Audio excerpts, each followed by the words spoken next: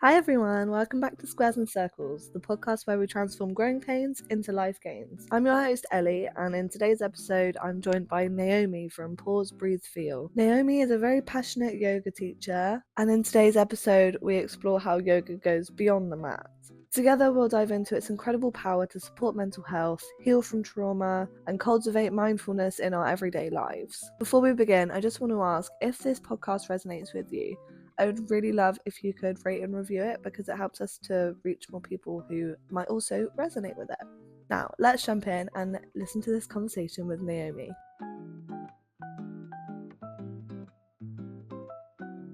Hi Naomi, thanks so much for joining us today. Pleasure. Let's start with your story. So could you start by sharing a bit about how you got into yoga, your journey with it, and how it's sort of shaped your life? Oh God, okay, right. So I found yoga when I was 30, and before then I'd had quite a sort of checkered early life. So I left home when I was 16, then went back into education, managed to get myself to university, dropped out, and then trained to become a therapist. It was a bit of a rocky start, but kind of finally everything sort of got on track and I qualified as something and I had a proper job and I bought myself a flat and a car and all that kind of stuff. You were like a proper adult. I was a grown up and this was kind of like maybe me kind of like 28. Except I wasn't really, to be perfectly honest. I found that transition from being a child to being an adult incredibly difficult. Yeah, I think we all do, to be honest. It's rough. And I think I was just kind of like doing whatever I needed to do to make it all work. None of it was really like who I was. I was just literally just trying to kind of like survive in the world. It was like survival mode rather than and living. I had some issues. It was a bit ironic because although I was working as a therapist, I'd suffered from an eating disorder throughout most of my teens. I didn't have a very good relationship with my parents. I had dreadful anxiety. I was depressed. Oh gosh. Things were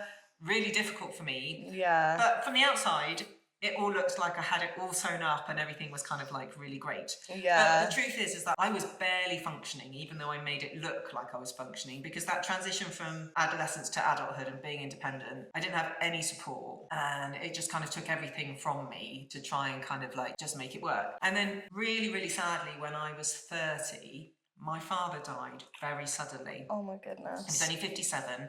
He went in for what he told us was like a routine heart operation, and it wasn't at all, and he didn't survive the operation. Oh dear. Now, do not get me wrong, I would have my father back in a heartbeat. But all of a sudden, what that did for me is it just threw my whole life up into really sharp relief. And you just suddenly realise that it can all just be taken away from you at any moment. And I had no idea really who I was or what I wanted. But I knew that what I was doing wasn't really right for me. I kind of knew I was on the right track, but I knew that actually it wasn't really right for me. So I sold my flat and I gave up my job. It's all very abrupt. Yeah, in a week, literally. And you know how some things are meant to happen. Like literally within a week of my father dying, I had an offer put in on my flat and I had handed my notice in at work. So it was literally instant. And it was like the minute I decided to change things, the universe just kind of like stepped in around me and everything just kind of came together. Yeah. And everybody said to me, what are you doing? You know, you've got this good job, you've worked so hard, you know, you've got it all together. And I was like, I do not know what I'm doing. I've no idea what I'm doing, but I really know that this is not what I should be doing. And I was lucky enough that I made a little bit of money on the flat that was going to give me some breathing room. I said, I have no idea what I'm going to do, but until I do know what I'm going to do, I'm not going to do anything.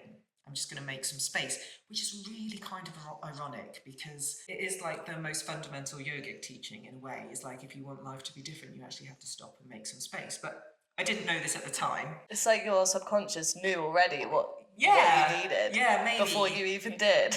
And because I was still struggling with this eating disorder, I was stupid. I was running like the psychological welfare services for a big FE college down in Sussex, and I was a mess. When I decided to kind of just chuck it all in, I went on this retreat to Portugal. It was actually like a cleansing, fasting, juice retreat thing, which actually, if you do have disordered eating, is not a great thing to do. But what happened when I went there was I met some yoga teachers, and they said to me, "You're going to be a yoga teacher," and I was like, that is the most ridiculous thing I have ever heard. I am like the least together person you could imagine. I'm the least zen, I'm the least relaxed, and all the rest of it. And they said, no, we think this is what's going to happen. We did our training in the Bahamas. And at this point, I was literally like, my little ears went up and I was like, oh, Bahamas. Okay. And I had this little bit of money and I wasn't working. And I just thought, right, I'm just going to go to the Bahamas and train to be a yoga teacher. It was literally like on a whim. And I thought, oh, Bahamas. I was like, oh, a bit of yoga, a bit of shopping, a bit of lying around on the beach. Cocktails. Yes, it was nothing like that at all. It was actually by far the hardest physical, emotional and mental thing I've ever done in some respects, because the training, I did my first lot of training with an amazing organisation actually called the Shivananda Yoga Organisation, which is very strict and very disciplined, and literally you get up at 5 and you do not go to bed until 10 and your whole day is completely ordered. It wouldn't suit me now, but at the time what it did was it gave me a track to run on. It kind of put me into a system where I could thrive, because I was essentially taken care of and all I had to do was my yoga practice. So all I had to do was get up, meditate, do my practice, go to philosophy class, eat, do more practice. Yeah. So you didn't have to like think of any of the survival things for yourself. That was all sort of taken care of. Exactly. So my time was all totally given over through this quite intensive yoga practice to just healing my body, my heart and my mind.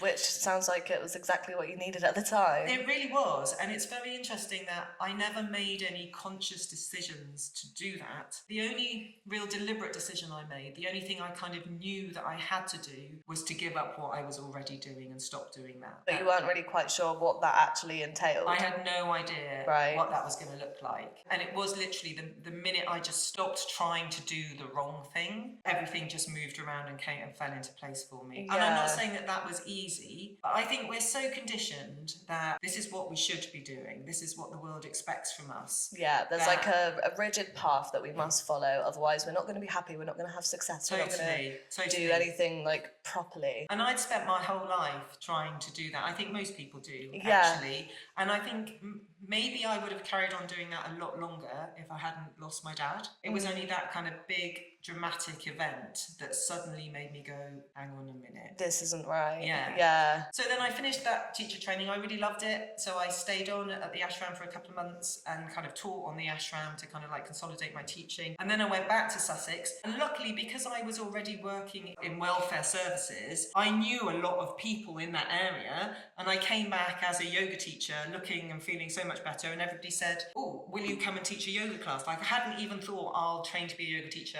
and then I'll come home and I'll start yoga teaching. I moved back to Sussex after having done the training, and then people just started asking me to teach. Oh my gosh, so it all sounds very purposeful. Like your path was very much vividly carved out for you, and like the universe was like, you're going down this route. Yeah, it was like that. I think I spent my whole life from the age of about 12 just feeling like no matter what I did, I couldn't get it right and I couldn't get ahead. And paradoxically, it was only when I gave up on all of that everything changed. So you kind of had to let go to discover who you were and what you needed out of life. Yeah, and like I didn't even have to think about that or work that out. I just had to stop doing the wrong thing and make some space. That's actually such an inspiring story, isn't it? It's a really good reminder of you just need to follow your heart sort of thing. Yeah, I think, there's following your heart and following your heart. I think what happened was when my dad died, what suddenly became totally apparent was a lot of the stuff that I spent so much of my life worrying about, like how fat I was, how thin I was, what I looked like, what other people thought of me, what I was, all the stuff that up until that point had really kind of like driven my life, just all fell away. It all just became really obvious, actually none of that matters. So I think having had that, and because it was so sudden, in a way I was very lucky because it really made me realise the things that matter, but more importantly it made me realise the things that don't matter. And those things that don't matter, you know intellectually that they don't, because people tell you all the time, oh, just be yourself, just follow your heart, da da da da. But actually knowing that in your head and actually feeling that in your heart and your body are two very different things. 100%. It's something that I've known for even since I was a teenager. I was like, it doesn't matter how I look, it doesn't matter what people think of me. I'm still going around worrying about it.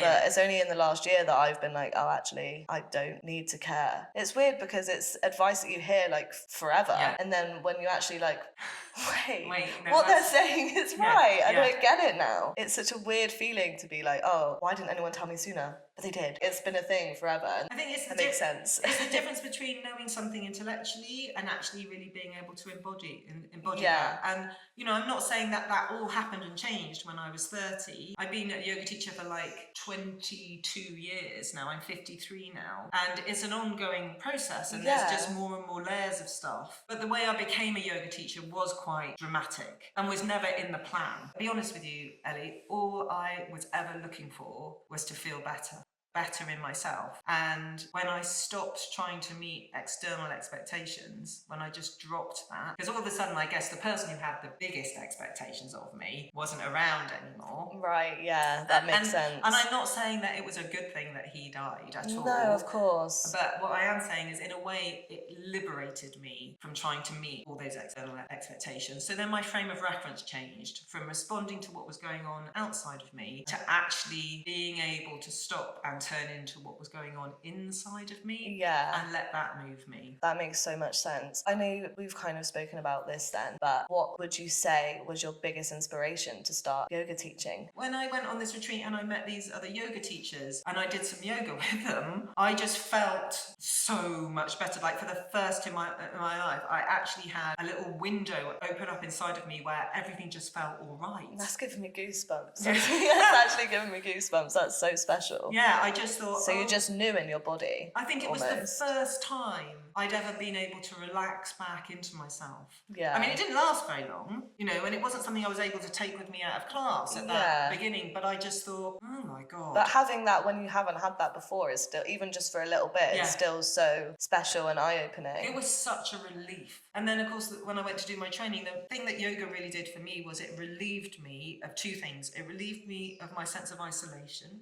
because all of a sudden I was connected to myself, so therefore I was much more able to connect to my environment. Yeah. Still not so great at connecting with other people, but that was all a bit That's of a such a big journey to go on. It's so big. Yeah, it relieved me of my sense of isolation, but it also relieved me of a lot of anxiety. Yeah. And that's really where my disordered eating came from, which was trying to constantly assuage that anxiety. So yoga just freed me from that cycle. But in some ways yoga then kind of became a bit of, not an addiction, but I was part of a very disciplined, hierarchical, patriarchal tradition, which was amazing. But then, sort of as I grew and developed and stuff, I sort of moved into other things. And I suppose the thing that inspired me to teach was I just wanted to share it. It had been so life-changing for me. I just wanted to share that with people. My slogan, if you like, has always been come to class and feel better. And I suppose that's just what it's about, isn't it? Yeah, it really is. I resonate with that, because that's kind of thing behind this whole podcast as well. It's just like, well, I've learned so much through like my journey of healing and like becoming an adult and really reflecting on myself. And that's why I've started the podcast as well. It's just, I just want to share that, because if I could help myself by doing that for myself, then why not use it to help other people as well? Yeah, so I really resonate with that. Let's talk about yoga then. Okay. Let's start with the basics. So would you be able to tell us about the origins and the history and like what yoga is in its core? Okay, so this is a bit of a tricky one in many respects, because there's so many misconceptions around what yoga is and what it isn't. I mean, the vast majority of yoga that is practiced nowadays is what we call modern postural yoga. I'm not going to go into it. If anybody is interested in that, there's an incredible book called Yoga Body by Mark Singleton, which traces the whole lineage and development of yoga from its origins in the Vedas, ancient Indian scriptures, through traditions with like hidden gurus in India, all the way through to it being brought to the West by people like Swami Shivananda, Iyengar, Tabi Jois, those guys, and then how it all kind of developed. And a lot of what you see practiced in yoga classes actually has nothing to do with any kind of Indian tradition. A lot of it is all really inspired by Swedish gymnastics, funnily enough. Really? Yes. A lot of the physical, bodily stuff, what we call asana, the poses and the practices, that's drawn from a whole variety of sources. Yoga is essentially a technology for expanding your awareness and transcending your limitations, from feeling separate to feeling at one with kind of like universal spirit or universal consciousness. So yoga has been traditionally very much about taking yourself off and becoming like monastic, renouncing the world and bringing all your senses senses inwards so that you can attain enlightenment. That's not what I do. Yeah. And that's not what I share. So what do you share? Yeah, so I suppose the work I do is very much about creating an environment where you are able to relax back into yourself and connect with the core of yourself. And when I talk about the core of yourself, what I really mean is like, I mean, you can't really describe it because it's beyond our comprehension, but it's kind of maybe known as like the source of your being, or the God inside you, or your heart, or your true self, or your higher self. What I've learned over these last 20, and the way my kind of practice and my teaching has really developed, is that like in some ways, the techniques in and of themselves, we could be doing anything. I mean, that's not to say that the techniques aren't important, that they don't work, but actually it's the quality of awareness that you bring to the technique that is the yoga. Yeah, so I guess that's what separates yoga from mindfulness, but in a way they're kind of still connected. Yes, I think so. I mean, when we talk about mindfulness, I don't really know a huge amount about mindfulness, to be honest, because it's never been a particularly big part of any of the traditions that I've studied. Yeah. Because the yoga I share and that I've studied has been about learning to feel and experience the world primarily through your body and being present to that experience. Yeah. And how that then allows you to relax back into yourself. So it's kind of a bit of a bottom-up approach. Right. Whereas mindfulness is a bit more of a top-down. Is like, they're the same thing in some ways. Like mindfulness is about bringing your awareness to bear on something so that you can be completely present to your experience. Yeah. So they're not that different. In many ways, mindfulness has been pulled out of yogic and Buddhist traditions to create a system or a teaching or kind of like a paradigm that is more accessible to people in the Western world, if you like. So it's kind of maybe some of the ideas around awareness and attention, but separated off from maybe some of the ancient philosophy and all the religious connotations that a lot of that has. But I suppose at its core, both things are about really being able to be fully present to your experience, fully in the moment. That's so interesting, 'cause I talk a lot about mindfulness and I'm very big on that in my own personal life. Well, because I'm guessing it's really helped you. Yeah, it has really helped me, and I've always sort of grouped yoga into that. I'm like, wow, that's just another tool for mindfulness. So it's really interesting to hear you talk about them as completely separate things. I don't know that they're completely separate. I think they're definitely linked. They are definitely linked. It's like mindfulness is a part of yoga and Buddhism that has been packaged up in a bit of a different way and presented a little bit differently, perhaps. My business is called Pause, Breathe, Feel, because I'm constantly asking people to stop, be still, feel their breath, and notice and feel into what's happening around them, which is essentially mindfulness. I mean, it's essentially being mindful, isn't it? So they are the same, and yet they're not. They're the same but different. Yes, maybe. I know that's probably not a very satisfactory way of explaining it. But no, I think it makes total sense. And also, I've never really studied mindfulness in the context of it being like a discrete practice. I only kind of really understand it as a part of yoga. Like even when you're doing the physical poses, you still want to be really alert and relaxed, and that brings you into quite an intense state of presence. So the kind of yoga I do is that's the physical stuff, and then we usually do a bit of breath work, but we use the breath work to come more deeply into presence, and then we sit in silence. Once your body is relaxed and your nervous system is nicely relaxed, and hopefully you can sit and come in and just basically like hang out with yourself. That's not actually very traditional, but it kind of underlies a lot of yoga schools. If your first question is like, well, what is yoga? A lot of classes you will go to will just be the physical side of things, but actually that's only one small part of the whole technology. So you have kind of like classical yoga, which actually has 8 limbs. I don't know if you've heard about the 8 limbs of yoga. Haven't. So there's actually 8 limbs to classical yoga, and these were written down by a sage called Patanjali. Depends which sources you look at, but a long time ago. Patanjali is either sometimes considered to be like one sage or like a kind of amalgamation of lots of different people, but a text is accredited to him called the Yoga Sutras, which kind of describes the whole of the yoga process, which is going from being a small separate being to becoming enlightened. And in there he talks about the 8 limbs. The first 2 are yama and niyama, and they're basically like the 10 commandments. So like the first one is 5 things you totally should do to be a good person, and yamas are like 5 things you definitely shouldn't do. And these ideas are not specific to yoga. They show up in like all philosophy traditions throughout the world. It's just like basic human morals. Yeah, exactly. And the idea is that you practice those, and then when you've kind of got those down, then you can do the physical stuff, which is the asana. Then when you've got the asana down, you can do the pranayama, which is the breath work. Yeah. Then when you've got the breath work down, you can do the pratyahara, which is withdrawal of the senses. And then there's, a few more layers up through different kinds of meditation until you get to samadhi, which is this like universal union with the divine, essentially. Oh, wow. Yeah. So I didn't know there was like levels to it. Yeah. That's really interesting. Yeah. Like that stuff's interesting if you're interested in it. But like most people, to be able to do all of that enough, you'd have to go and live in like a cave next to the Ganges or up a mountain in the Himalayas or something. You would Like have to dedicate your whole life to it. You'd have to dedicate your whole life to it. Right. Exactly. Yeah. So what I try to do is just create a space for people to come where they can start to work through the layers that prevent them from actually relaxing back into themselves. So I guess you focus on the first couple areas. I mean, I don't really talk about yama and niyama very much. Yeah. Quite a few yoga teachers do, but it's kind of like most of it is pretty obvious. It's kind of common sense. Yes. If you're a good person, you probably do it anyway. Yes.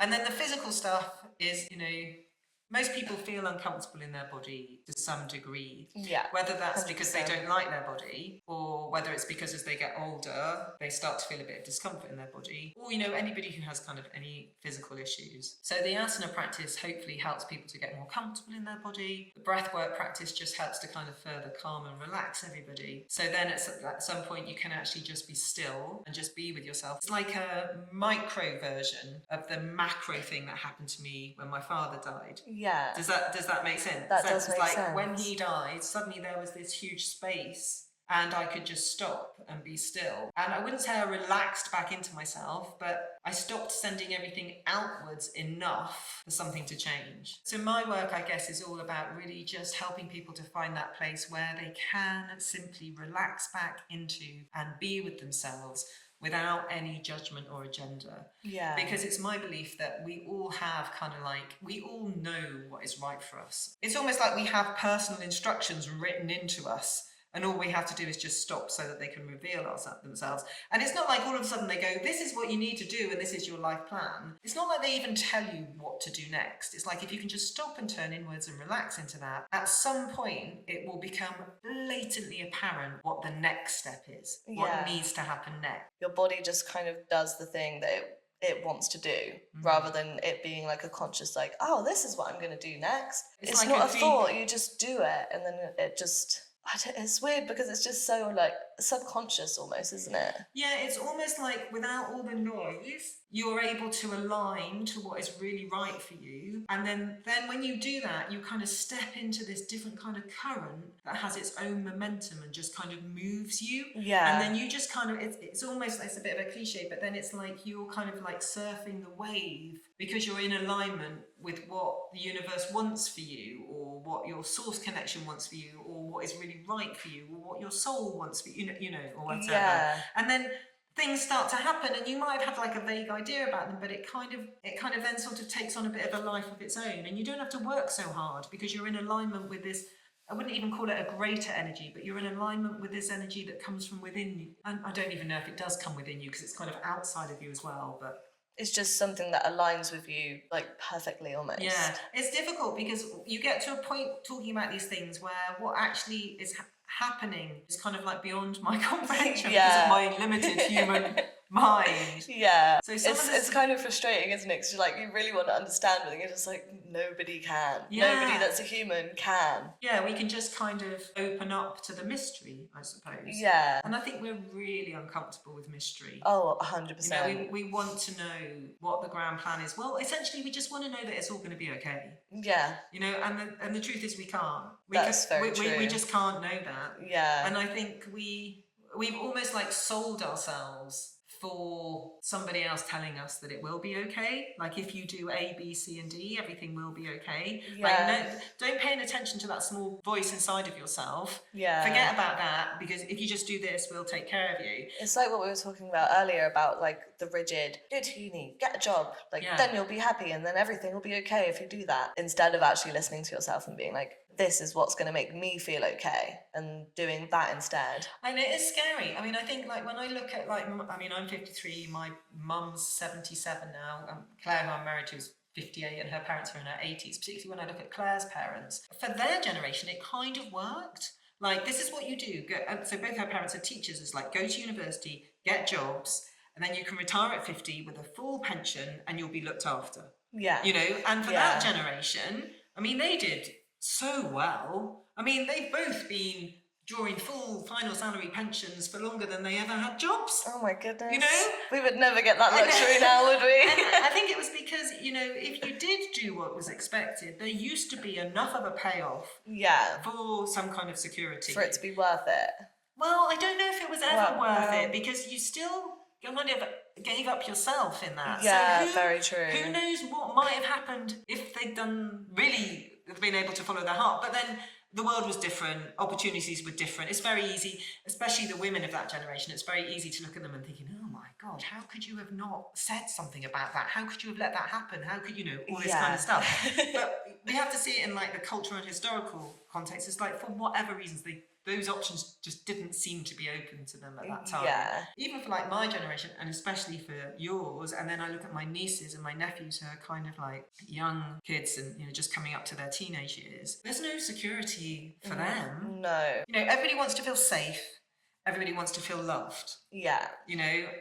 That's like the two basic human And if you don't have those things, trying to navigate through the world is really hard. Yeah. Because you have no ground. You're literally not plugged into the earth, the energy of the earth, you know? You are just kind of free floating, trying to find the thing that is going to anchor you. Yeah, it's like floating through space. That's what I imagined in my head when you were saying that. Totally. Yeah. And I think, you know, no, it's not a very cool thing to say, you know, and it's quite controversial, but the reality is there is no absolute safety. No, there just isn't.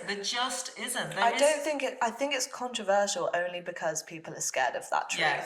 But I don't think it's actually controversial in the way that, like, that's just the truth.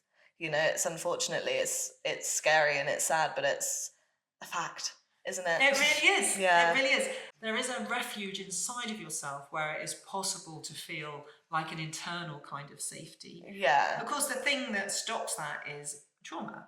Yeah. You know, and everybody has had trauma. You can't be alive in the world without trauma. So one of the ways my work has kind of gone in recent years, particularly in my yoga therapy practice, is to kind of look at how we can use yoga techniques to help people resolve trauma. Because I mean, it's definitely what it did for me. If you can get people to find that place inside of them where they can just relax a bit, then that's kind of like an inner security. Yeah, it's like if you have inner security, then you don't need to rely on the external security so much, because... Or it's not quite so scary. It's not quite so scary. And then when you do find that inner security, then when you can like relax and drop into that, it sounds a bit corny, but then your heart can open. Yeah. You know, and then you suddenly don't feel so isolated and disconnected from everyone. And there is this opportunity for this more free flow, real heartfelt feeling between people, but also that is a thing that kind of can like move you through the world as well. It's almost like you become immersed in that, so that everything you do is like an act of love for yourself and everybody else. Yeah, rather than doing things for other people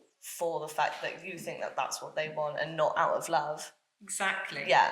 You're doing it because you've been told that that's what you need to do to get love. Yeah. You know, and if you don't do it, then you're not going to have love. And if you haven't got love, then you've got no safety because you're on your own and the world is a scary place. Yeah. It's a vicious cycle, really, isn't it? Yeah. So many people think that yoga is purely a form of exercise, and we've already kind of explored how it's not that. So how would you describe the purpose of yoga as a holistic practice that integrates the mind, body and spirit as one? First of all, let me just say about the exercise bit.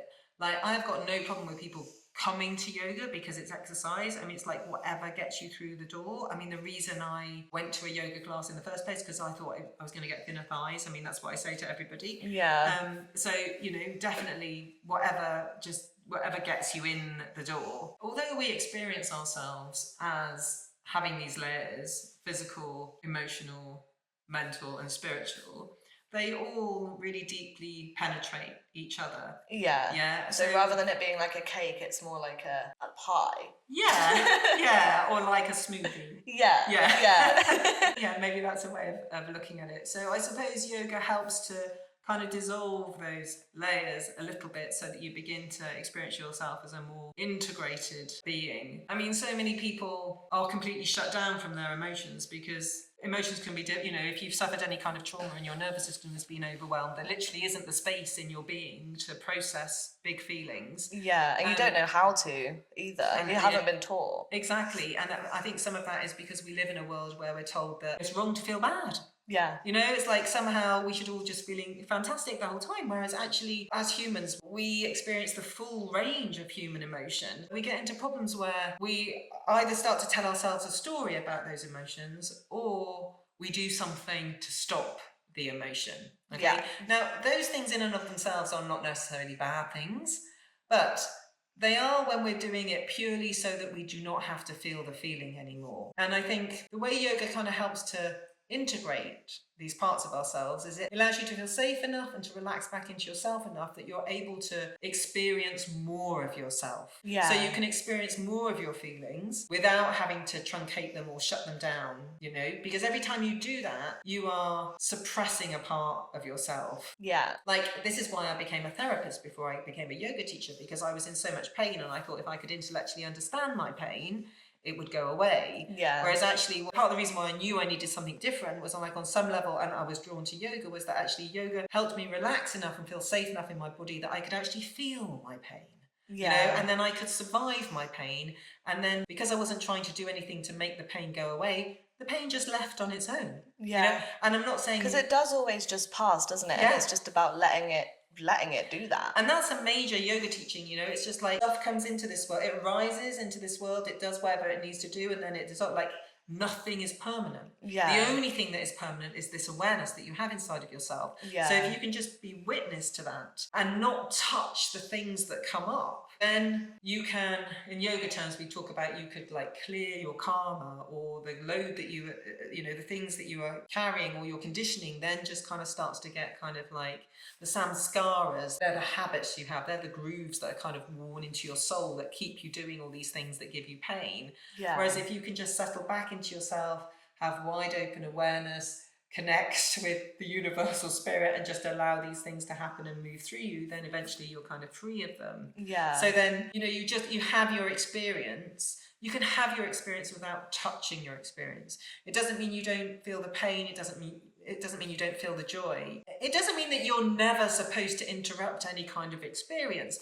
But it means that you're driven by this movement inside of you rather than from the expectations outside of you or the conditioning that you have received via those expectations. Yeah. I don't know if that makes any sense. Yeah, no, that makes total sense, because I think we're very conditioned to, when we feel a good emotion, we have to hold on to it and keep it for as long as we can. But when we feel a negative emotion, we either ignore it or try it and fix it in some way. But I think it's really important to do what you said and just feel both of those things and let them be as they are for as long as they're going to be like that, and let them just flow through you. Well, and interestingly, feel it. Yeah, like emotions in your body actually only generally last about 90 seconds. If you're having an emotion, if you bring your full awareness to it and you can just be with it, the vast majority of emotions will only last 90 seconds. That is so interesting. Isn't it? Because I know so many people that have felt sad for like years. Perhaps it might not be the feeling of sadness that has lasted that long. Maybe it's the story they've told themselves about the sadness that they then keep retelling themselves that keeps re-triggering the sadness. Right, because that actually makes so much sense. What sadness does is sadness restores flow to the psyche. If you don't allow yourself to feel sad, nothing can shift. Sadness is all about tears and crying and everything, and water is fluid and flows. If you don't allow yourself to feel sad, that is always going to be blocked. That's always going to be a part of yourself that is shut off. Yeah. Whereas if you can really fully experience your sadness, and then it moves on, and then whatever wants to come up and shift. This is a lot of the reason why people feel so stuck the whole time. It's quite interesting to think of emotions as information. Right. So emotions they come via the body. We feel them through sensation, which is why yoga plays such a huge part, because you learn to bring your awareness to your physical experience. Yeah. Emotions always have something to tell you. They're just saying something needs attention. And then if you can just be with the emotion and not interrupt it, try not to tell yourself a story about it, try not to do something to make it stop, then it's like what I was saying before, the next thing that needs to happen will make itself apparent. Where we get into trouble is where we have a difficult emotion, then we start telling ourselves this story, which kind of really keeps ourselves locked in that. I guess we identify with our emotions a lot, don't we? So that's probably what keeps us stuck. It's just like, well, I am sad, not I feel sadness. Over-identifying with it probably keeps you stuck in that like mindset. I'm not saying that whatever's happening, you should just allow yourself to have your feelings, because obviously, you know, some people can be overwhelmed by that. Some people might feel like that's totally hopeless. There is a place for some of these positive thinking techniques. And yeah, I think sometimes they do sound a bit too, I don't know how to explain it, but glib sometimes. Yeah, it's like just it's like, all well, in your head. I'm going through something really, really, really horrible right now. Like, you don't just tell me to think positive and it'll be fine. I know, it's not going to be fine. So like in the yoga world, and actually a lot in the kind of new age world, we call that spiritual bypassing. Have you heard of this? No, I haven't. Whereas everybody goes, it's all good. Do you know what I mean? It's just the universe expressing itself through you. It's all good. It's like, actually, it's not all good. It's really fucking awful. Feels like and shit. It feels like shit. But it's being able to go, and I'll survive it. But then we come back round again. It's like, you know, in order to feel like you can survive those things, you want to feel safe and you want to feel loved. If you feel safe and loved, it all comes back to that. Yeah. And I suppose it's essentially the path that yoga has led me down these last 22 years, is just more and more refined ways and better ways, more effective ways of feeling safe and feeling loved. Or not feeling loved, but feeling love, like being able to feel love from other people and being able to feel love myself. Yeah. And feeling safe enough in myself. That's really beautiful. That's really nice. I've had a huge amount of help. And I would want to say, you know, there's the Shivananda Yoga organisation to start with. There was the Anusara Yoga organisation. I did quite a lot of work around like experimentations with Scaravelli yoga teachers, follow the work of Oracle Girl, Jacqueline Hobbs. So these aren't like my idea, you know, it's like definitely there is me in all of this. And, yeah, of course. And over the years, I've kind of like drawn together a lot of the stuff that I've learned and kind of synthesized it into what I offer. And a lot of that is purely from me. But I didn't like kind of just like wake up one day. I've been lucky enough to work with some really incredible teachers and people who are just incredibly inspiring. But all that really happened just because I was able to relax enough to kind of open it. In the beginning, I was just desperate to find somebody. There's still that old paradigm. Show me what to do so that I can feel better. And I think that's what yoga can do to start with. And then it gets you to a point where actually it asks you to turn inwards to find the source of that inside of you. Yeah, I think that's really important, because I think you can't rely on like a deep part of yourself that you need to be happy. You can't rely on somebody else for that. You can't outsource that to someone else. No. You really can't. It's not fair on them and it's not fair on you. You have to do that for yourself so that you can trust people and love people freely without fear and without resenting them in the end. Yeah, you can't make other people responsible for your own sense of safety. No, you know, not and security. at all. It's not fair. It's not fair. And also, nobody's perfect. And even the most wonderful person in the entire world will at some point in your life let you down. Yeah. And you know that's okay, because at some point in your life you will let them down too. It's just you both know that you're doing your best. Yeah. You know, and then it's easy to say, well, of course you can't trust anyone. It's just like, life isn't safe. No. Love isn't safe. You know, it's not. Yeah. Like, I have no fucking idea what it's going to be like. You know, like, I'm sure when my dad went in for that operation on his heart at 57, he thought, oh, it's going to be okay. In fact, I know that's what he thought, because that was the man he was, you know. Yeah. It's like, oh, guess what, Jim? Wasn't that okay? Was it really? I mean, there are no guarantees that it's going to be okay. And I know that sounds not very helpful, but in a way, I think it is, though. I think it's good to know that. Well, it's quite liberating, because it's just like, Jesus, you might as well. If that is the reality, you might as well honour yourself. Yeah. You might. You know, I think it's worse to be like, well, it's going to be okay, and then it not be okay, and you be like, well, fuck. I thought it was going to be okay. Yeah. I was telling myself it was going to be okay. And I think it's like, when you are a bit more relaxed and your heart is a bit more open, you know that if it's not okay, there are maybe a load of people around who are going to be able to support and love you and help you. That's what I more mean for myself when I say it's going to be okay. Yeah. I'm like, even when it's not okay, I'll be okay. You're like, so, I will work it out, and me and the people I love and who love me, we will work it out. Yeah. And yeah. who knows what that's going to look like, but we will work it out. Yeah, exactly. A lot of what the work I share is about is like being able to discern, is your house on fire? Or have you just been conditioned to think that you cannot tolerate this and you need to move away from it as fast as possible? Right, okay. Yeah. So how do you suggest then, because I think it's really natural for a lot of us when we feel these like overwhelming negative emotions to obviously go straight to the brain, like you said, and think it through.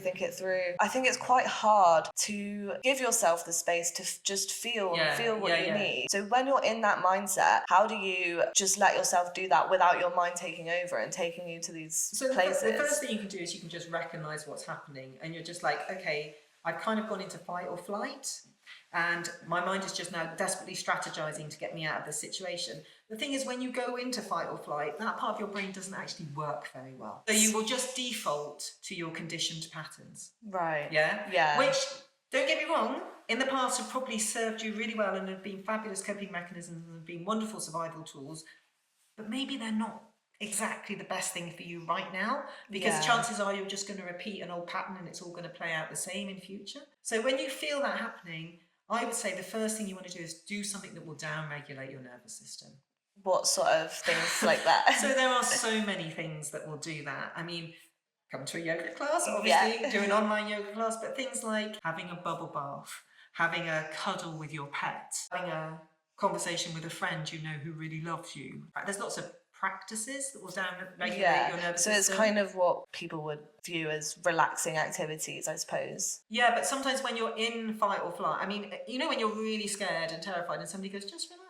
You know, it's like, you just need to relax. And you're like, don't tell me to relax. Oftentimes you need to do something that is going to actually pull your nervous system out of that stressful situation. So I guess, you know, at base, I get on the floor and I do a few stretches. I do a few stretches like around my hips and my pelvis because it's really grounding and it's really settling. I might like do a bit of breath work where I inhale for 4 and exhale for 8. If I'm really stressed, I might inhale for 7 and exhale for 11. You know, there's the tapping thing, emotional freedom technique. There's moving your awareness across the midline of your body. There's having a hot milky drink. I mean, look it up. There are like a million things you can do to down-regulate your nervous system. Yeah, I suppose it's just about finding what works for you and what you enjoy doing. And then once your nervous system is down-regulated, then you've got a chance to just relax back into yourself. And then if you can just be with yourself and hang out with yourself, and your mind might be going nuts, but it's about taking the bit of yourself that can see your mind going nuts and just going, that's just my mind going nuts. Yeah, it's the whole thing of you are not your mind. Yeah, there's another part of you that actually sits behind or beyond your mind. It's much more all-encompassing. Yeah. And it's like, you know, I talk to people when I'm kind of trying to help people to just be with themselves. I say, you know, there's lots of things you can do. You could imagine that your mind, what's going on in your mind is just like a conversation that's happening in another room that's nothing to do with you. Yeah. Or you can actually say like, mind, I know you're really trying to help me and I'm going to come to you later because you're really valuable and really helpful. But right now I've got to just tune into my heart. So when you have that thing come in of like, you're a terrible person, that's because on some level you've either felt some guilt or some shame. Yeah. So that comes after some of the emotion. Yeah. The guilt and the shame is really uncomfortable. So the mind says, you're a terrible person, you need to do something better. And if you do something better now, you won't have to feel the guilt and the shame. Yeah. So the mind then is just trying to protect you, actually, because it doesn't believe that you can survive the guilt and the shame. Yeah. Whereas if you just went, okay, mind, I've got this. Thank you for, I can see that that's your perspective and that might well be really valuable, but can we just park it for a minute and we'll come back to you. You go, okay, hello body, what am I feeling? You can name it, that can be careful, but you don't need to understand the emotion in an intellectual way, you just need to allow yourself to feel the feeling. It's like, okay, just let myself just be with the guilt or the shame. Yeah. Now the trouble with this is a lot of the way a lot of us were raised and controlled by our parents was through shame and humiliation. Yeah. To the degree that we believed that we would be annihilated by our shame and humiliation and would cease to exist because the love would be taken away. We're totally dependent on them. Nobody would look. So literally, for lots of us, shame and guilt signifies you are about to die because all your survival mechanism has been taken away from you. But the truth is actually, if you can allow yourself to feel a bit of your guilt and shame, it will give you the information you need. And then things will settle down and clear. It'll be quite apparent in your heart what needs to happen next. Then you go, okay, mind, this is what needs to happen next. Mind, can you help me out with like trying to strategize and make this happen? The thing I want to say though, is that for lots of people, experiencing that shame and humiliation would be overwhelming and re-traumatizing. So if you find that trying to sit with that is intolerable, get some help. Go and see somebody, you know, who can help you with all of that stuff. You might think, well, this is all really interesting, Naomi, but what is this to do with yoga? So yoga was the thing, like in its basic form, yoga has been the thing that has allowed my nervous system to down-regulate enough that I've been able to tolerate my emotions, and therefore by tolerating my emotions, my conditioning has been able to clear so that my life has become a much bigger arena of choice. Yeah. Yeah, and I'm not so limited by my conditioning. But a lot of that led me to a place where this is overwhelming for me. I need to go and get some help. Could you share some personal stories, either from your own life or from people that you've worked with, about how yoga and mindfulness can make a difference in someone's life? I know you've already touched on it a bit. Yeah, sure. I mean, I probably see this most, like I get the most amount of feedback, and I understand this most through my one-to-one work with people. The biggest difference I basically see for people is that they calm down and they relax. And then once you're a bit calmer and you're a bit more relaxed, your own natural healing ability has a much better chance of switching on and coming forward. Yeah. And that's basic biology. You know, that's the difference between your parasympathetic nervous system, which is the part of your nervous system that's in charge of rest, healing and repair, running you, or your sympathetic nervous system, which is the part of your nervous system that is in charge of fight or flight and activity, running you. Because of the nature of modern life, we are all essentially slightly in that slightly anticipatory state of like, what is the next thing that's going to happen? You know, what's happening next? What fire am I going to have to fight next? A lot of us are kind of like up on our toes and slightly forward, and our energy is kind of like out of our body. We're looking for the next thing that we have to do. Even, you know, on our days off, it's just a whole list of things that have to be achieved before the end of the day. Even if it's just like washing, I need to like go on a walk. Look after myself. Yeah, and when I've done that, then I can relax. When I've done everything that's on the list, then I can relax. And you know, the list is never done. You know, I suppose all my work really has been about just getting people to get back into that place where they are able to relax. I mean, Jacqueline Hobbs says a very interesting thing. She puts out a couple of tracks every week. They're a bit like kind of meditation tracks. And the vast majority of them, she starts them off just by saying, just relaxing. And it's so obvious, it's almost like nothing can change until that thing happens. That's all. I mean, it doesn't sound very exciting, but that's kind of all it is really, is to create the environment and offer people the relevant tools and practices that allow them to just relax. And then the minute people start to relax a little bit, everything opens up, all the opportunity to make what needs to happen. You know, it's like we are meant to heal. It's like, you know, you put a seed in a pot on the window, and it will grow up and it will angle itself towards the light. You know, we are the same. It's like you cut yourself. You don't have to go to college to do a course so that your skin knows how to mend itself. And it's the same with all the other aspects of our being. We are geared towards healing. We have all the tools that we need already. And they work, you know? But they cannot work if we're stressed. Or they cannot work anything like as well if we're stressed. I suppose it's sort of like if you have a cut on your skin and you're in like the wrong conditions, like you're somewhere where it's damp, like it's not going to heal as fast because it's not going to be able to scab over. So I guess it's sort of the same thing with your mind. Like if you're not in the right conditions, it's not going to heal as effectively or as quickly. And the work I do is just all about creating a space where people feel comfortable and warm, and offering the techniques that will help them to just relax back into themselves. And I suppose that will help them to build their confidence and manage their stress better and do all of these wonderful things that will allow you to thrive. And you know, obviously we need a little bit of stress. Of course, You know? It's a little bit's good for you, isn't it? It's sort of like, we need a little bit of stress that kind of pushes us in the right direction a little bit. Or pushes, you know, we need a bit of a boundary so that we can respond a bit. So let's talk about the health benefits of yoga now. So what are some of the key physical benefits when it comes to yoga, would you say? That all very much depends on what kind of a class you go to. Okay. So when people talk about yoga classes, that covers such a massive variety of different kinds of physical activity. You can do restorative or yin yoga, where you just lie on the floor and put your body in slightly different positions, supported by props and bolsters. And some people find that incredibly relaxing, incredibly down-regulating for their nervous system. That's going to allow all the natural healing abilities of their body just to switch on, and their heart and their mind.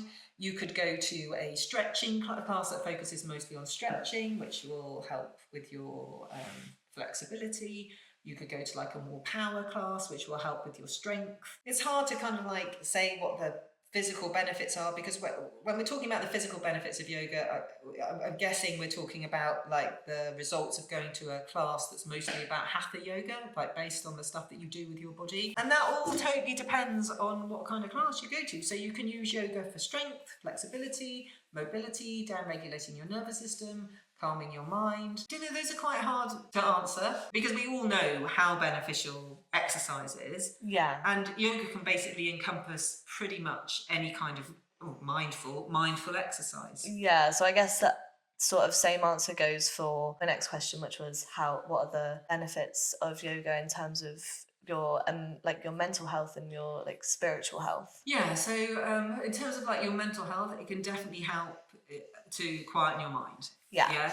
So not that your mind isn't a really useful, amazing thing, but it can help you put the mind in a better place, so it doesn't eclipse your internal navigation. Yeah. And it can also really help to kind of like, you know, if we tell ourselves stories about ourselves and we believe them, that can lead to really appalling mental health, you know, feelings about ourselves that are really intolerable. Our minds can be a very toxic thing sometimes, can't they? So yoga can definitely quieten that for you. It can give you relief and respite from, you know, your monkey mind.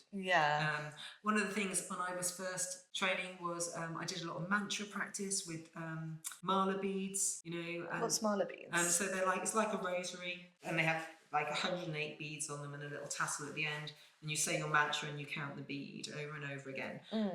So mantra practices can be incredible for mental health because the mantra that you're saying overrides all the stuff that your mind is telling you. I suppose that's what people know as affirmations today. The trouble, I mean, I love affirmations, but the trouble is if you use an affirmation and you don't believe it, every time you say it, it will trigger the part of you that doesn't believe it. If you're going to use affirmations, it's really important that you use affirmations that you believe. Right. So for things like, you know, when people say just stand in front of your body and just say that you love your mirror in front of you, and just say like, if you don't love your body and you stand in front of a mirror and just say you love your, every time you say you love your body, that bit of you that doesn't will just rebel.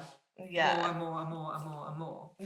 But, you know, so maybe you would change the affirmation to something like, my body does an amazing job. But, you know, or I don't know. Reframe it to something really positive, but something you can actually get behind 100%.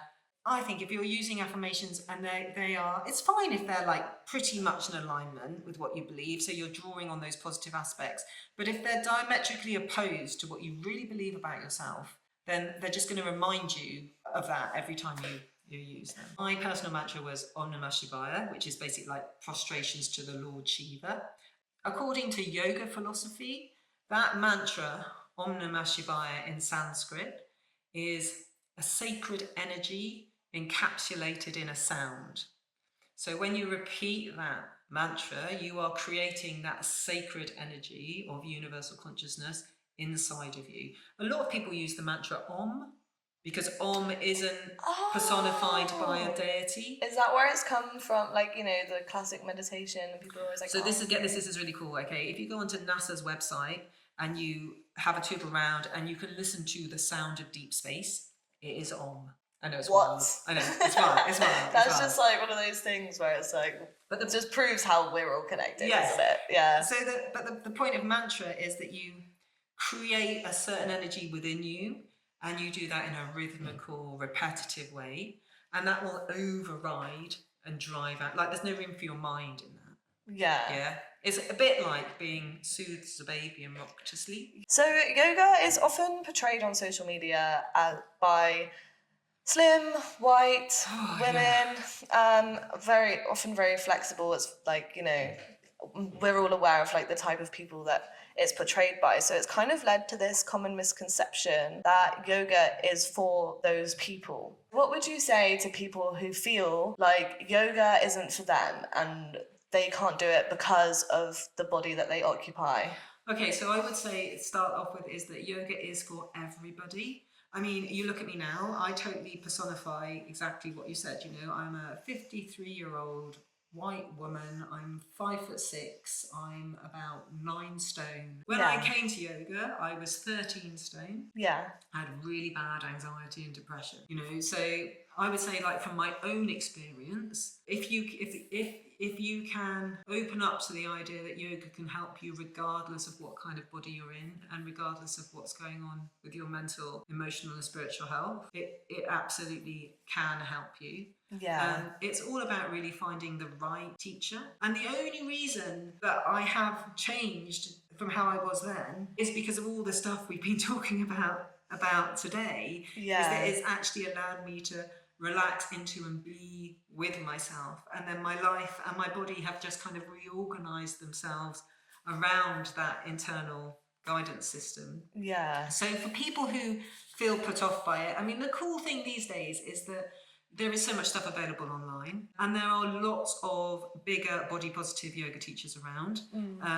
So there's a great woman called Bree Johnson who runs an online yoga studio called, I think it's called Hearts and Bones, and she has loads of teachers within that of all different shapes and sizes. There's this idea in yoga philosophy and subtle body anatomy that you have this central channel of energy that runs through your body. It's called Sushumna Nadi, and you can think of it a bit like a guitar string. And when life impacts on you, that guitar string vibrates and you have an authentic, spontaneous response out to that. Does that make sense? So every event, every word anybody speaks to you, every event that happens plucks the string at the core of your being. And in an ideal world, that string would just vibrate out some kind of response in response to it through your body. Right. So what happens is that our conditioning shuts everything down so that we believe that we can't just respond authentically. And of course, some of that's really useful because things happen to us and it's not always safe or appropriate for us just to have a pure, authentic response to it. One of the things that happens when you're trying to protect yourself is your body will increase what is between the core of yourself and the external world. And that will quite often show up as extra body weight. It's literally your body doing an amazing job of trying to insulate you and protect you from what it perceives as the threats in the outside world. That is so interesting. Is that why people might gain weight when they're stressed? That's so interesting. If you go to A&E next time you're in, I mean, God forbid that you have to go to A&E, but yeah, if you find yourself in A&E in a hospital, look around all the nurses. Yeah, and a big proportion of nurses, especially people who've been nursing a long time, will be carrying quite a lot of extra body weight because they are around pain every single day of their working life. Oh my goodness. And that is one of the ways in which our system tries to protect us. So you can only really authentically respond to life if you've connected back into that central part of yourself and you feel the movement and you decide to express yourself. If you feel like you're too big to come to yoga, you know, you can think, well, actually, that is my body actually trying to take care of me and protect me, you know, but actually you don't want to let that get in the way of you actually returning to the core of yourself. Yeah. There are some incredible books by a woman called Anadea Judith. She wrote one book called, her first book she wrote called The Wheels of Life, which is all about the chakra system. She's also a bioenergetic psychotherapist, and she wrote a second book called Eastern Body, Western Mind, which pulls together Western psychotherapy and Eastern ideas about healing. And those were very, very useful to me early on in my yoga career when I was carrying quite a bit of extra weight, to help me kind of find a road through healing via yoga that spoke to me as a heavier woman rather than, you know, like a skinny, bendy 25-year-old. Yeah.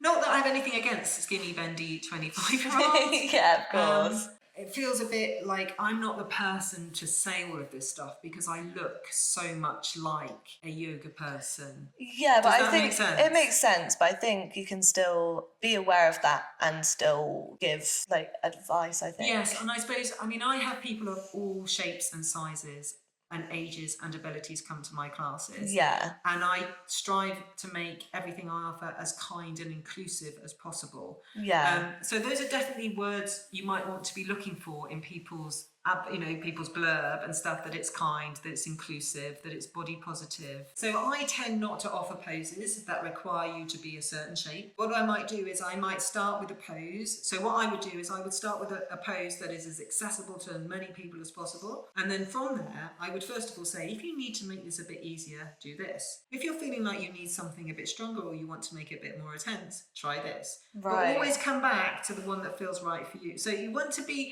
look for teachers to really encourage you to lead your own practice and offer as many different variations as necessary. And that takes a bit of experience. Like, most people can't really learn to do that on like a 200-hour yoga teacher training course. They might have like the bare bones of it. And I'm not saying don't go to those people, because some of them are amazing.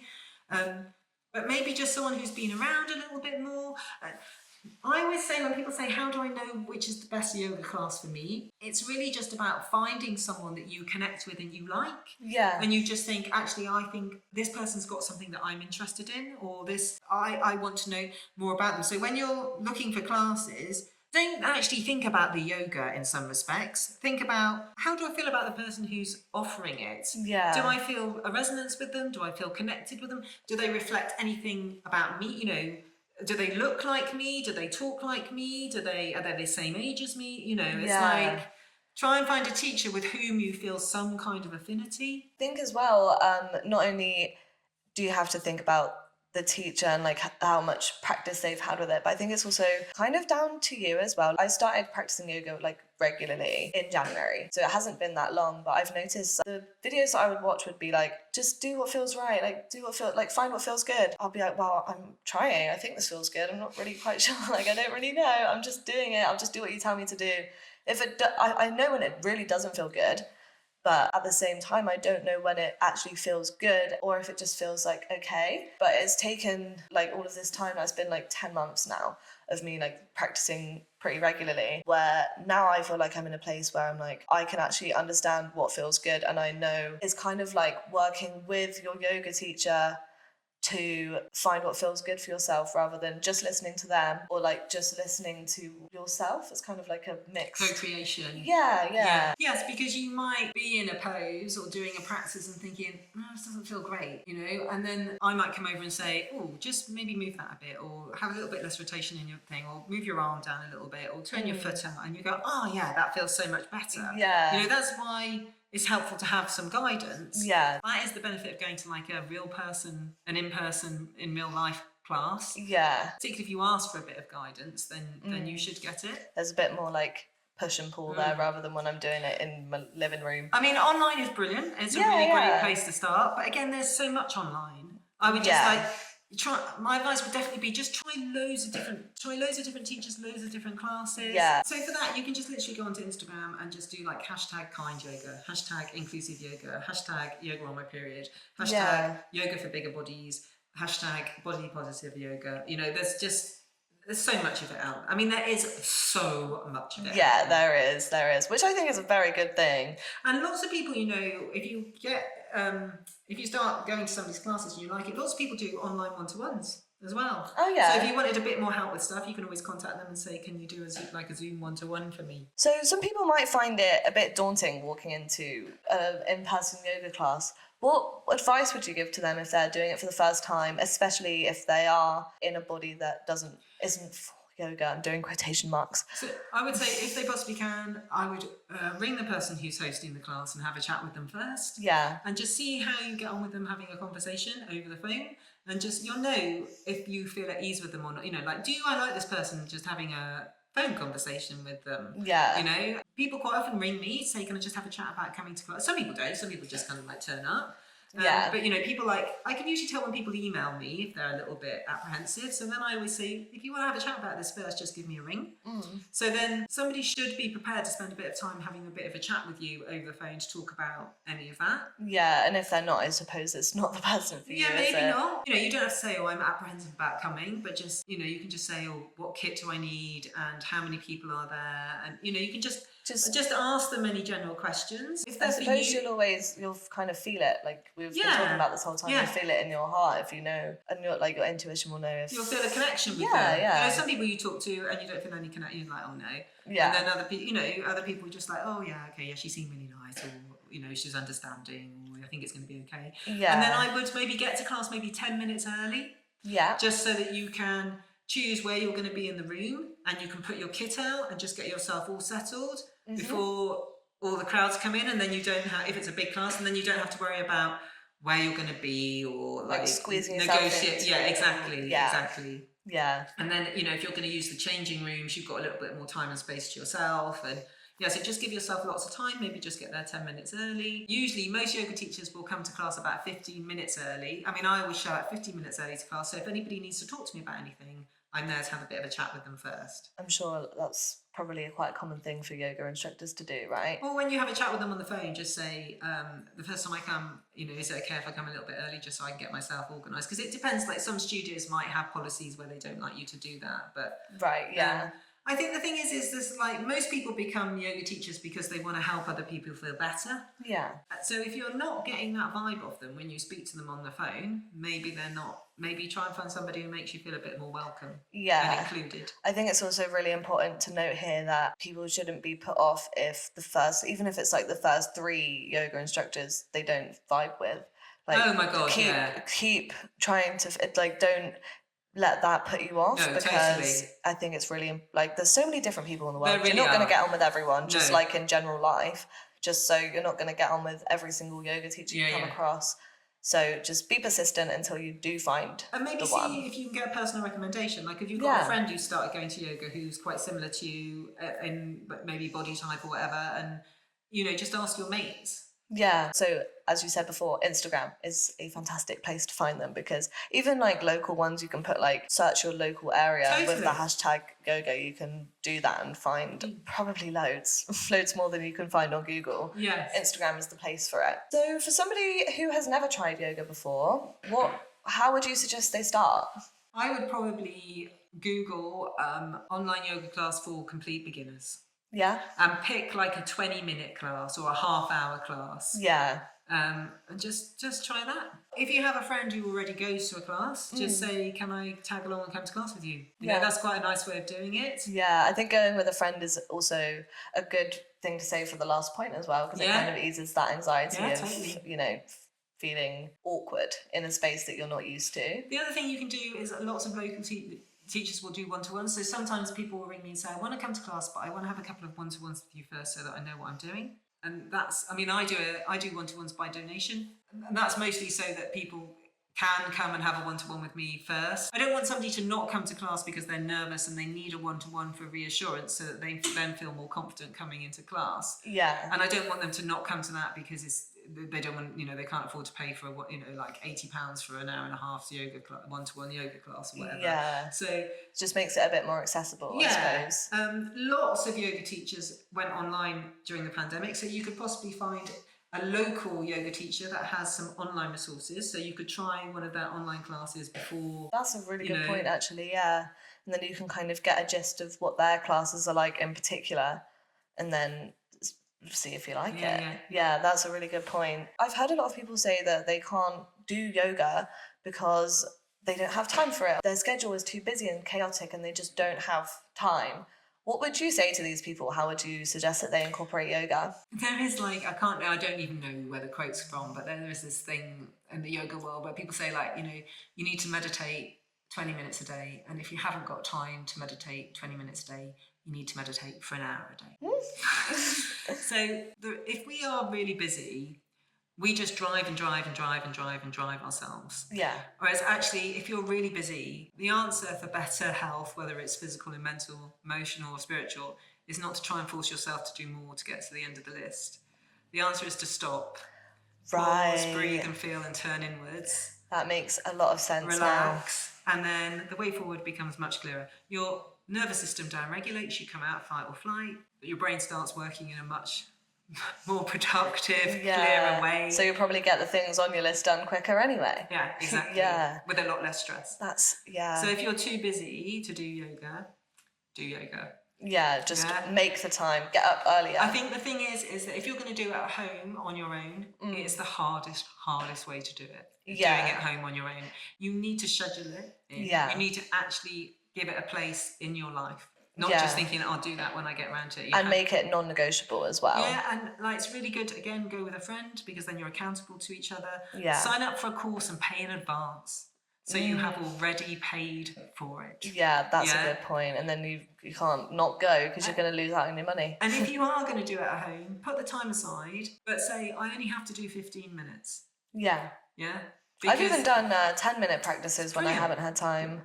Like anything is better than nothing. Yeah. And what you want to do is you want to schedule yourself an hour, but say I only have to do 15 minutes. Yeah, I've done that before, and often I'll say I only have to do 15 minutes, and then the 15 minutes will be up, and I'll be like, "Oh, carry on. I'm here now." The truth is that we make time for the things that we really want to do. Yeah. You know, and if you're in enough pain and discomfort, you'll find the time to do the thing that makes you feel better. Yeah, definitely. The trouble is that we often wait until we're in a lot of pain and discomfort to find the thing to make us feel better. Yeah. So you want to think of it as like you're really getting ahead of the game if you can find the time to do the thing that makes you feel better before you're feeling really shit. It will be much easier to bring yourself back to a state of balance and relaxation if you haven't got a really long way to go to get there. We've covered a lot today. Yeah. We've spoken about a lot. What's one message that you hope for listeners to take away from this whole conversation? There is nothing wrong with you. There is nothing wrong with you. No matter what you're feeling, no matter what you're going through, there is nothing wrong with you.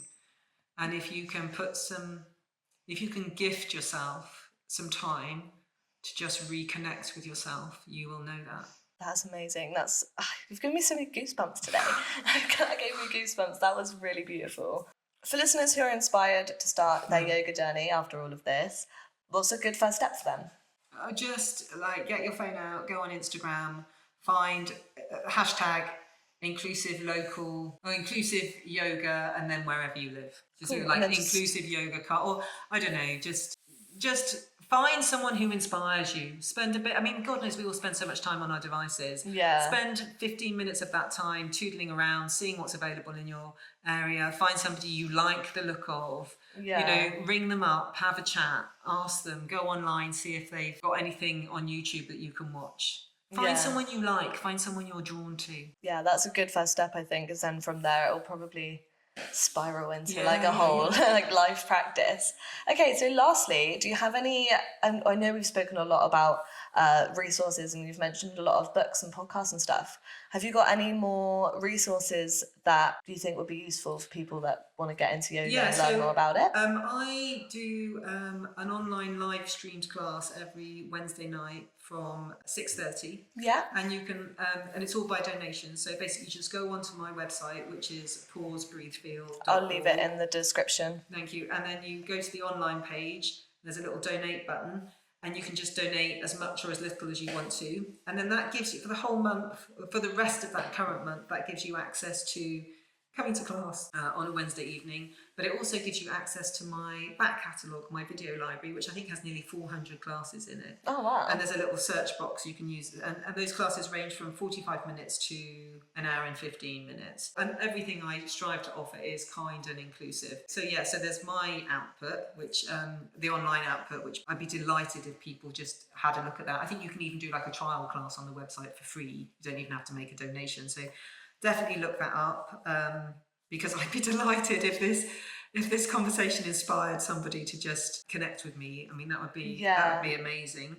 And there's stuff on my website that's about me and about my journey, and some of the stuff we've talked about today, and some other bits and pieces as well. So I would obviously encourage people, if anybody feels moved to have a look at that. There is so much stuff online. I think I've already mentioned a lot of it. You have already mentioned quite a few books and podcasts, haven't you? So I'll just leave all of those in the description. And where can we find you on social media? And your website's Pause Breathe Feel, isn't it? So my website is pausebreathefeel.org, yes. And I'm on Instagram. I'm just Naomi Seager on Instagram, I think. Yeah. I don't post a huge amount on Instagram, anymore, just because life is so busy. I know the feeling. I post quite a bit on Facebook. Again, I'm just Naomi Seager. I have got a business page on there, Pause Breathe Feel. Actually, there's a group on Facebook, Pause Breathe Feel Community, which is quite good. Okay. But probably your generation don't use Facebook a huge amount, do you? So I'll leave it in the description anyway, and then if people want to connect, that's where they have to go if they want to connect with you. Yeah, but Facebook and Instagram are the only socials I do really. Yeah. I don't do TikTok or anything, but I know it's this is because I'm 53, but people can always email me, people can always WhatsApp me. I'm always really happy to talk to people. What I do say to people, if somebody actually wants to talk to me, just drop me a text first, so that I know to pick up the phone, because otherwise I will not pick up my phone. Yeah. Or leave leave me a message. And you can find all of your WhatsApp and email information on your website, right? I mean, my email is just naomi@pausebreathefeel.org, and my telephone number is all over, and WhatsApp is all over the website. Okay, cool. So that's where people find all of that. Yeah, lovely. Well, thank you so much for having this conversation with me today. Me. It's been such a pleasure. It's been really wonderful for me to, when I got the list of questions and stuff, and you know, you gave me a little bit of an outline. I know we haven't really kind of like stuck to that too much, but when you gave me a bit of an outline, it's been really quite wonderful to think about some of these things. Yeah. And thank you so much for having me on. Thank you. It's been very inspirational. I've learned a lot, and I feel very inspired and motivated now. I'm probably going to go home and do some yoga. Fantastic. Thank you so much. Thanks, Ellie. Thank you so much for tuning into Squares and Circles. I really hope Naomi's powerful insights into yoga, mental health, and mindfulness have sparked something meaningful and inspiring in you. Yoga isn't just about movement, it's a tool for healing and growing and finding balance in life. If you found this episode valuable, please take a moment to rate, review, follow, whatever it is on the podcast you're listening to, because your support makes all the difference in helping us reach more people. You can connect with Naomi and myself using all of the links in the description. And until next time, remember to grow with purpose, dream delusionally, and become the person you are destined to be. Bye!